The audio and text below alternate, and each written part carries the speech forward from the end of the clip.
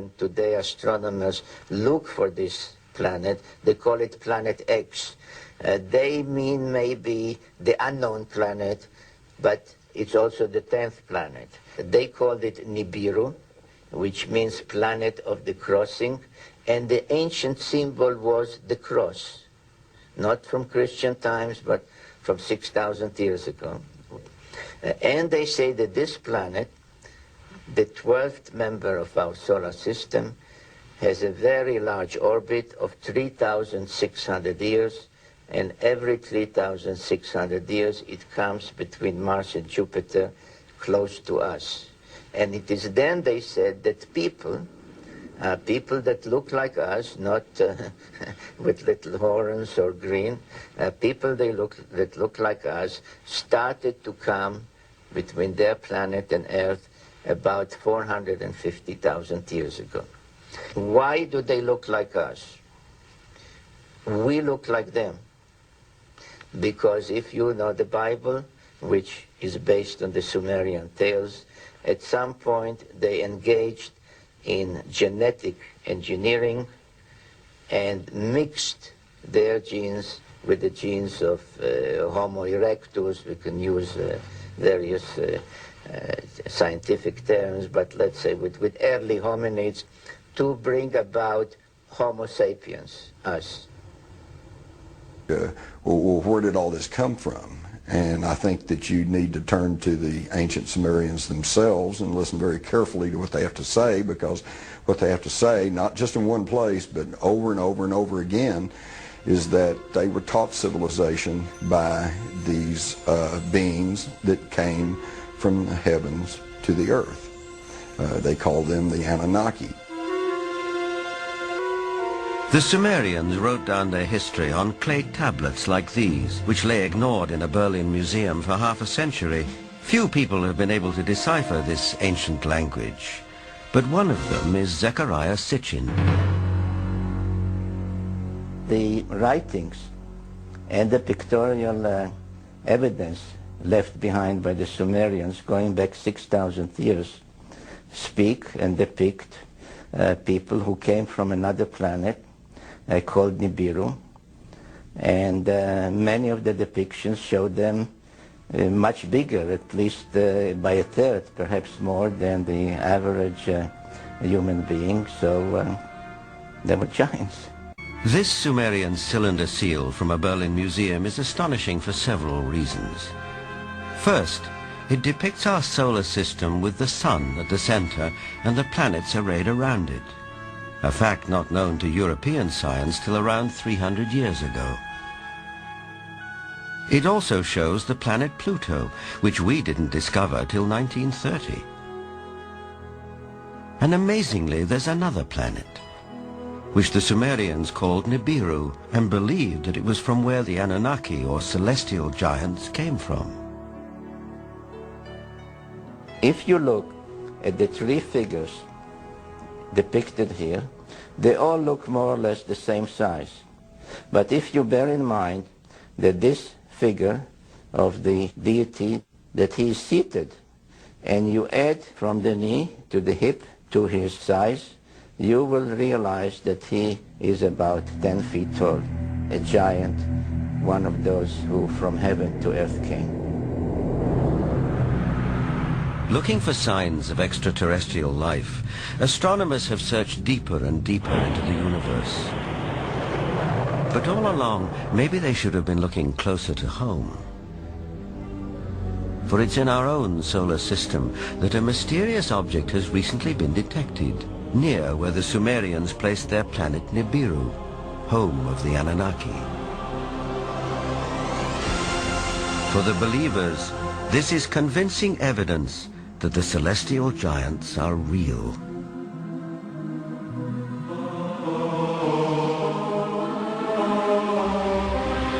The ancient Sumerian text, just in a very broad overview, basically tell us that more than 400,000 years ago that these Anunnaki came from space and landed on the earth in the Tigris-Euphrates Valley.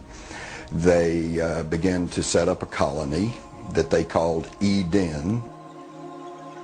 According to Genesis, Eden, or Eden, is where Adam was created from dust and Eve from one of his ribs.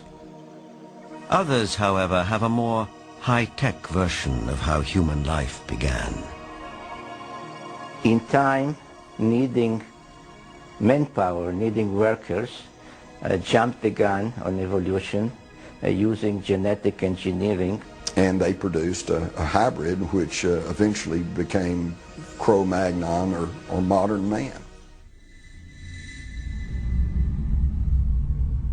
Legend has it that when the Anunnaki came back after several thousand years to see how their genetic handiwork had turned out, they found the Earth females irresistibly attractive.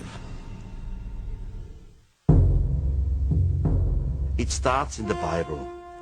There you can read, in the beginning at Moses, when the sons of the gods saw that the daughter of man were beauty, they took them to wife.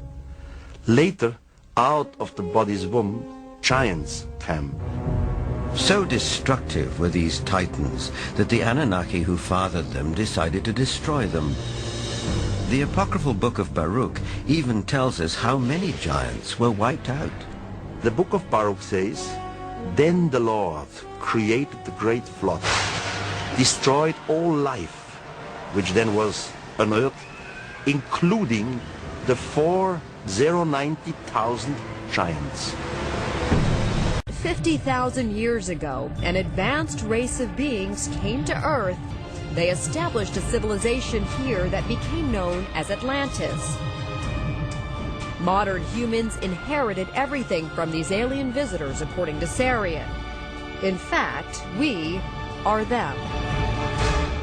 They interfered with the indigenous population of this planet. And when I say interfere, I mean genetically, biologically.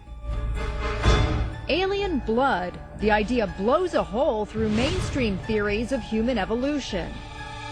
In northern Kenya, they have found a boy, the skeleton of what is believed to be one of our oldest ancestors. By using carbon dating on that skeleton and others, scientists have formed a consensus about when the first humanoids evolved.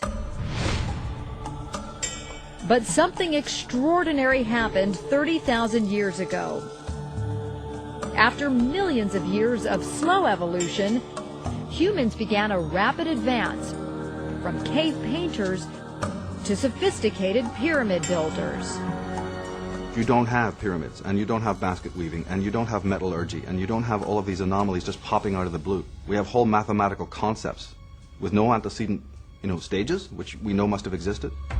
This knowledge could only come from alien visitors, says Sumerian. And it was bestowed upon the citizens of Atlantis, transforming the island into the intellectual beacon of the pre-ancient world. It's bigger than Rome, it's bigger than Egypt, it's bigger than Greece. Atlantis is bigger even than our own cyber age, actually. Because the further we get away from it in time, there it looms on the road ahead of us again. Sumerian is convinced there were some 500 alien visitations during the time of Atlantis. And because of the spectacular nature of these encounters, there is evidence if you know where to look.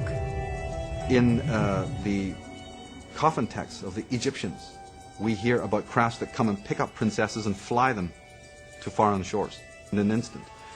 We have the Laura caves in India where you can actually go and look at them. These wall reliefs where it literally shows you crafts with little people inside them, the gods, above the tree line, and all the heads of the people are looking up.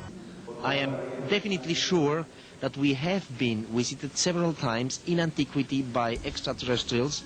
It's been 40 years since Eric von Daniken first wrote about ancient astronauts in his book Chariots of the Gods. Since that time, authors like Zechariah Sitchin have gone to the far ends of the earth looking for clues, painstakingly piecing together enough fragmentary evidence to build a new theory of human evolution. A basic conclusion of my writings has been that those who gave mankind civilization were visitors to Earth from another planet. If I say extraterrestrials, it's It's a dirty word, but that's what they were. This is called a Sitchin is one of the few people on Earth able to read 6,000-year-old Sumerian texts. These writings, according to Sitchin, contain unmistakable clues to ancient intergalactic space travel. And in order to come and go between them, their planet and our planet, they needed a space facility. The space facility was in a place in Mesopotamia, in today's Iraq. The mission control center was at a place called Nippur, and the actual spaceport was in a place called Sipar, which can be translated as Bird City. Many of them were depicted as birdmen with wings.